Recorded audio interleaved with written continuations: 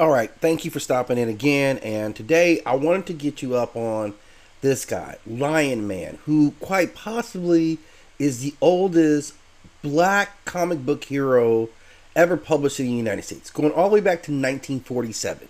And this is a very cool character as he's got some connections I think you guys will like. Like, he is revered as a protector of his African homeland. He is said to be a symbol of African pride and resistance. He's all about protecting the resources of Africa.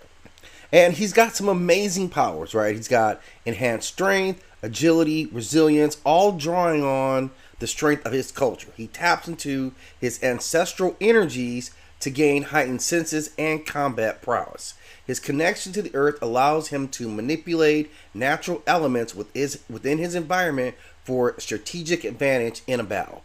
In addition, he's got a sacred ceremonial spear that he carries that is imbued with ancestral energy as well, allowing him to channel his strength and the wisdom of his forebears, right? So he's got massive powers. I've got him ranked at a 6. This is a great character. Again, this mythology, very similar to what we see in the Black Panther, has been prevalent for a long time. I wanted to shine some light. This is one iteration, like the kind of underground people have kept this character alive in a couple of different iterations. Its initial publishing only went for one episode back in 1947, but people have kept it alive, including this mock-up work up here with a more modern look to the Lion Man character. But if you have any more you want to add to this, please do it in the comment section. More information on him would be greatly appreciated. But I definitely want to get this guy into the whole versus sphere.